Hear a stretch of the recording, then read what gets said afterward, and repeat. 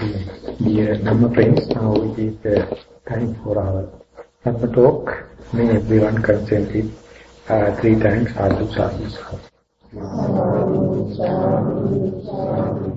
Namo tasse bhagavatu arahato samma sambuddhassa. Namo tasse bhagavatu arahato samma sambuddhassa. Namo tasse bhagavatu arahato samma sambuddhasse.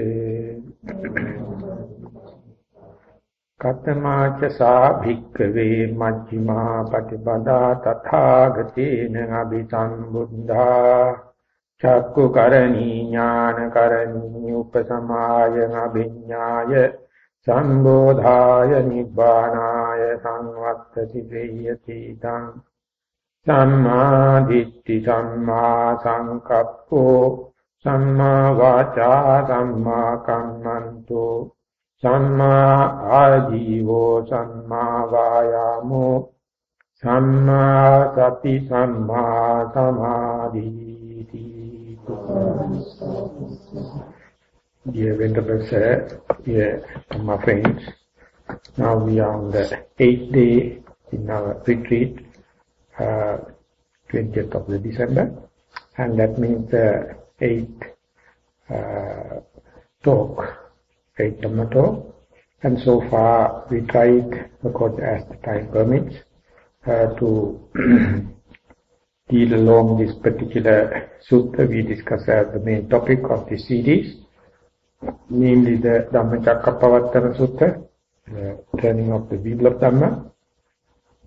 And we were dealing the middle part, the domination one, indicating the disadvantages of the 2 extremes, which is to be avoided, and come out with the proposal of this middle part. And he practically gave 8-fold way, 8 steps, 8 mindful steps. And yesterday we tried to take up with this very first one, namely Sammaditthi, the correct view. So, for the whole middle part, understanding and preparing the mind with the correct view is the most important. And that basically, in a gross way, we can say the problem lies within, the answer also lies within, and way out also within. That is the basic teaching of the or basic characteristics of the Sammaditthi. So, the Sammaditthi we have to develop in the 5-fold manner if we are dealing that itself as a subject. That is what we try to discuss. And then the Buddha explain whenever the Sammaditthi is being digested, Sammaditthi is being accepted, his or her thought will be changed, and there is a sign, that's the outcome of Sammaditthi, that is called Samma Sankappa.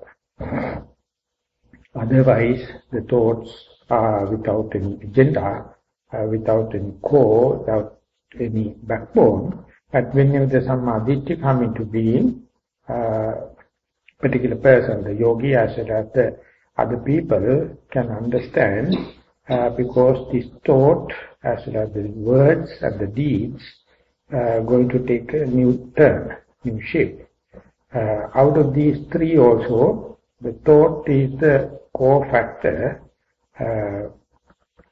the basic thing, starting point, and then only the words and deeds come into being. During the time of the Buddha, there was yet another teacher known as Maha, and he also had the idea that the problem lies within. There is no God, omnipotent, omnipresent outside to take the refuge, but you have to take the answer within. But the simple difference in him was, he thought that deed is the most important, and second is the word, and the least and the last was the thought. And it is just to see the contrast. But in the way the omniscient one, the blessed one presented, the thought is the most important. And there, if you go a little deep into the subject of the correct thought and the wrong thought, or the narrow-minded thought and the broader way of thought, the narrow-minded one are the same thing, somewhat representing here, the indulgence or gratification of the sense pleasure, that is kama vitaka. And that is what most of the time our mind is engrossed with. So instead we have to have a nekama vitaka, some kind of renunciation, and that renunciation is the answer to this sensuous gratification, which is at the level of mind, level of thoughts. So this renunciation sometimes, in other contexts, it says almost similar to one-pointedness. For example, when you are living in a day-to-day life, we do not know whether we are indulging in seeing, or hearing, or smelling, or tasting, or touching, or thinking. Of course, the main thing is there is no agenda. It is such a impromptu thing. But when you come to a meditation center, if you wish to develop mindfulness, what we do is we close our eyes, go to a silent place, do not indulge in smelling and tasting, and the body also keep in a comfortable, suitable posture, and the thought also, we keep the guard, we keep the diligence and the vigilance on the mind door. And then, after closing all the senses, we can feel the mind become little mischievous or unruly, just like a white buffalo taken from the bewilderment. And therefore, it says, just to cope up with, just keep the attention with the whole body and try to feel that here now I am. And then whenever the breath come into being in the natural way, slowly advise you to bring the attention just to the upper part of the body, just leaving, renunciating the lower part also. And then when the upper part come into being, once you become familiarized, if you are sharp enough, if you have a quick wit, it is suggested that to have the fine calibration, just get the touching point, and if you manage to do, be with the touching point face to face, so that you can renounce from the whole body. So this is how the renunciation of everything ultimately come to the one-pointedness, and then you feel you are here and now. It is more sharper way of mindfulness than be aware of the whole body. So we can simply say, to bring the attention to the body, you have to forget about the whole world. Then only you will be successfully claim that now I am here sitting. And then to bring the attention to the upper part of the body, you have to renounce the lower part of the body. That is why you keep the body in the very established, fixed manner, so that lower part will take care by itself. And once you take the upper part, still you sharpen your attention, or you search for a most pivoted point, vantage point, that is the touching point, and once you achieve it, you renounce that also. You renounce the whole upper part also and focus only that point. That is how the renunciation happens. Of course, it is happening within few seconds, but the idea is this.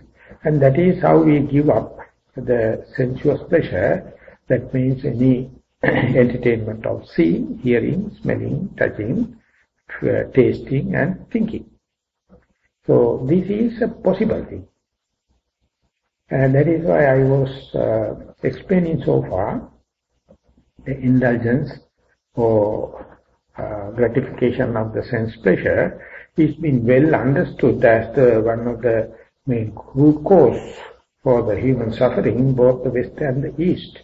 But the East came out with a very radical, quick answer, or at least alternative, but Western psychoanalysis failed to see it, and some psychoanalytical books and the workers, the Buddha, while enumerating the root cause, he says gratification of the sensuous pleasure. But the West is trying to interpret it as the gratification of the sexual pleasure. That's also a great difference. In understanding the question itself, the Buddha mentioned just seeing, just hearing, smelling, tasting, touching, and the thinking itself as the sensuous. And when they come to the Western analysis, it goes rather to the sexual. And then some people from the West itself criticize it's a kind of a wrong diagnosis. Not only that, there is no thesis, there is no way out, but here Kama Chanda or Kama Vitakka is been replaced by Nekkhamma Vitakka. Nekkhamma means renunciation. That means you are focusing into one that naturally indicates you are forgetting about the rest. This is simply happening in the world. When you are seeing, you are just dominating all the other faculties that you do not know. But due to your ignorance and the misconception, you think, while seeing I can hear, while seeing and hearing I can smell, touch, all the kind of thing. That is what we claim a full-fledged being, full-fledged ego. That if you are really analyzed after your good establishment of good mindfulness, you won't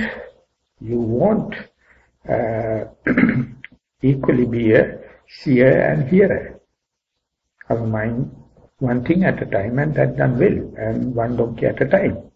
So once you understand it, you can see as a training, as a discipline, you can employ it, you can implement it, and see the one-pointedness.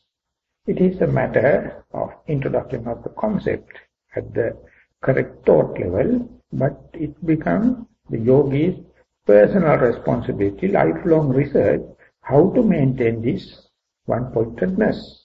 For that only, correct type of words and correct type of deeds and correct type of livelihood, all the rest take the responsibility. So leaving that Kama Vitakka, the rest is the Vyapada Vitakka. Vyapada Vitakka means the ill will. So this represents the self-mortification. The first one is sensuous gratification, second thing is self-mortification. These are the two things the Buddha at the outset mentioned, the two extremes to be avoided. And when you are practicing, when you are experimenting with yourself, you will understand as in a relationship also, whenever you are trying to see the disadvantages of the sensuous gratification, sensuous desire, mind take refuge of ill will. That you may not be happy to accept it, but it is possible. That is our mind, that is how it cheating ourselves. So many people, instead of the renunciation, they take refuge of the ill will. Then they feel irritant, they feel fault finding, and all the characteristics come into being. So this is just a reaction to the sense pleasure.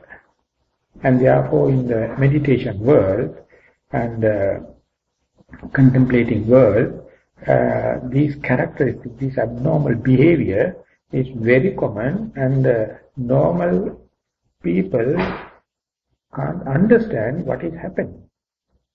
Because they become very irritant, they become very isolated, and always radiating kind of vibration, ill will to oneself as well as to the society. And that has a mischievous or oblivion or kind of a odd relationship with the sense pleasure, ill will, the white side and the black side. The remedy the Buddha prescribed is the loving kindness. The loving kindness is the antithesis or antidote for this ill will. So, when we take the example of the Western analysis of this sensuous pleasure, and they attributed basically to the sexual pleasure, when it comes to the loving kindness also, they attributed only to the love, and is more erotic love. They fail to understand the loving kindness between the mother and the children, loving kindness of the brotherhood. And therefore, Eric Fromm is asking a question, is love is an art, or is it just a quick thing happening, you are falling to love, and it is opportunities. And he wished to take it as an art. That means you have to have a knowledge and you have to have effort to develop love. That is why the Eastern people are teaching mindful, the loving kindness. So it is very strange idea to the Western kind of thinking. Because that Western love is something happening, you've fallen in love, and then onward it is also a kind of a gratification. But the Eastern way, it's a huge game to develop loving kindness. That means you have to have a fair amount of theory understanding and the contemplative thinking, deductive thinking and inferential thinking to understand what does it mean by the loving kindness. And just like mindfulness, you have to develop and you have to put forth effort to develop loving kindness. And that is lacking. If that is lacking, I would say your journey is very, very haphazard. If you do not know how to apply this lubrication to your machine, when there is no lubricant in the machine, the wear and tear is very high, very heaty and creaky in sound and bad to the machine. So therefore this loving kindness is known as sineha. Sineha means the lubricant. That lubricant make the machine is very silent, smooth and less wear and tear and very loving. And that is why in the sitting meditation you are asked to make yourself comfortable in the sitting posture and make it symmetrical and relax all the muscles and just experience the relaxation. And be here and now. You make love with yourself. You try to understand yourself. You make friendliness with yourself. So that itself is a great achievement for intellectual people, because they are always in attention. Their behavior is in attention. Relationships explain anxiety and attention. And when they are come and sit, also they are result-oriented, future planning, excitement. So therefore, creating an agony even in the sitting posture.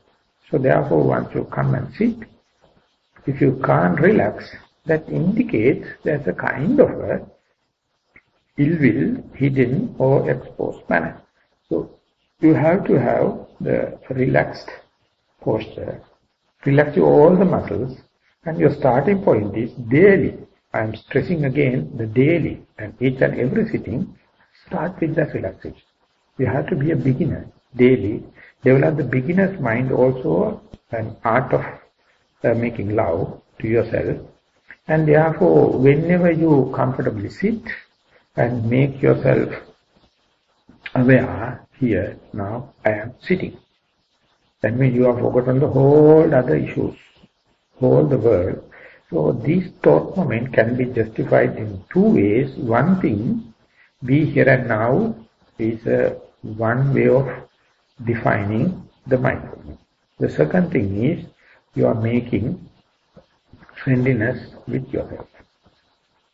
So therefore it indicates both ways for the insight meditation and the concentration meditation, in the sense. Or otherwise you can say you are making a point justifiable through mindfulness as well as through the loving kindness. So these are very good signs, omens, to see whether you are going to have a good sitting.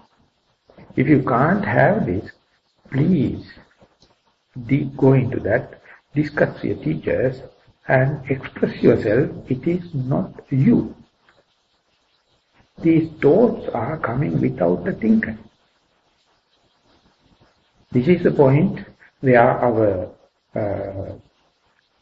hidden and perverted things are expressed. So if you take it as your personal thing, if you think it is caused by the other person and this or this food or this season or this kind of thing, that you unwantedly get entangled with this, you have to understand this is a very good diagnosis that you have your latent tendencies, and these tendencies are always erupting, expressing, because you can't love yourself, you can't sit comfortably, you can't relax yourself. So these things are at the outset you can understand. There's one way of expressing. I think you'd have heard about that. One of the great speakers in the America for the moment known as Deepak Chopra. He's talking about the conscious healing, quantum healing and all the kind of things. I heard one day, according to the Hinduistic teaching, whenever the child born, his opening balance indicate you have so much of breaths. That means the life, the time is measured by the number of breaths. He gave, I can't exactly remember the number, but I will cite it for the sake of explanation. He says if you have 13 million breaths, if you economically use it, you can live 120 years. If you waste it by a quick rush breathing, you will die by 80 years. So therefore, if you are economically using in the normal pace, you can live 100 to 120 years. But if you are gasping and exerting and tired, then you will be spending the breath. So in an uneconomical way, definitely you have to die early. So when we are busy in our daily life, we don't know how economically we are using the breath. So emotional, it is not mere calm and cool breathing. It is like a steam engine, working like an engine. And then ultimately at the deathbed, you will desperately waiting and see, you will pray the God, tell him, please give me another 100 breaths, or give me 5 breaths, or 1 breath for me to live. But during the daytime, you are so irresponsible regarding the breath. And making this picture, he says, when we are so unmindful and so unkindly to us, we don't know how many millions of breaths we have spent. So much is our ignorance. How many millions are remaining, we do not know. But at the deathbed, we are so desperate. So therefore, love each and every breath. See it from beginning to the middle to the end. That is the biggest welfare you can do to yourself. But during the day-to-day time, in a haphazard life, you don't know you are breathing. You have no time. If someone come and say, have Anapanasati Bhavana, no, I have no time, I have this and that and this and that, you have 1001 explanation. But you have to be mindful, you have to develop how much we have the ill will to waste our breath in such a luxurious way. It is the consumerization. You are wasting. So art of love is indicating the experience of the beautiful breath. How breath is beautiful when you become calm and quiet. When you become still further and calm and quiet, another kind of excitement arises. Another kind of fear arises. Another kind of boredom arises. Another kind of monotonous arises. So still you have to understand, more you become calm and quiet with the breath, you have to be fully aware, double-fold mindfulness, precise aiming, diligent effort, and then you can understand, more it's subtle, more you go to the immaterial kind of pleasure. If you can just see through this excitement, this anxiety, this fearfulness, this boredom, this monotonous nature, so then only you can feel the piti, sukha, the gladness and the rapture, and going further into the tranquility. This tranquility is the only healing aspect in our life. This is the only mental concomitant or mental factor keep you at ease. So it has to go through the gladness, rapture, comfortability and the tranquil nature. So if you are really love yourself, if you love others, this is the way. It is not the beautiful sceneries, not beautiful music, not others. They are really exciting yourself and wasting your breath. You don't know art of living. You don't know art of loving. So therefore, even at the concept level, you must understand, ill will is already inbuilt, but understand there's a way out. You have to learn loving kindness. The third one is vihinsa. That means you are so callous, you have no compassion to the others. Incompassionate. So you have to develop the compassion. So this compassion also something you have to understand in theory, something you have to digest in your inferential and deductive way, and then you have to develop it. Don't think only through the wisdom you can cut through into the jungle of this defilement and go there. So you have to learn the art. One thing is how to renounce and go to and be one-pointedness. Second thing is love oneself and equally compare all the beings as equal as oneself and love all the beings. And be ready to give a helping hand to the people who need. That is the compassion. So when these things are really understood, you are start to bloom yourself, you are start to live yourself rather than trying to live, rather than regretting yourself. And this thought, at the thought level itself, you are experiencing some shades of meaning of liberation. It's a fully living one. It's a conceptual level, but it is not to camouflage you, it is not to just to pacify you, and just to give temporarily. It's the starting point, and then only your words and the deeds will be come accordingly. Otherwise you will be in rhetoric abilities and you develop all the kind of things, but still within yourself, your thoughts and your views may be uncultured, may be untrained. So you must not worry about this external superficial thing. I don't start right from the beginning, the correct view and then the correct thoughts, then only the deeds and the words come into being. So this is the point where we try in a meditation center. Keep away from our day-to-day multitask way and train. Apply yourself. It is not an escapism. It is not kind of avoiding, escaping. So therefore this is a real noble quest. And therefore don't please believe the love is an accident. You have to learn, you have to have a knowledge about that. You have to have effort for that and even the compassion. And exactly the to get rid of this sensuous gratification. And then all these will come into the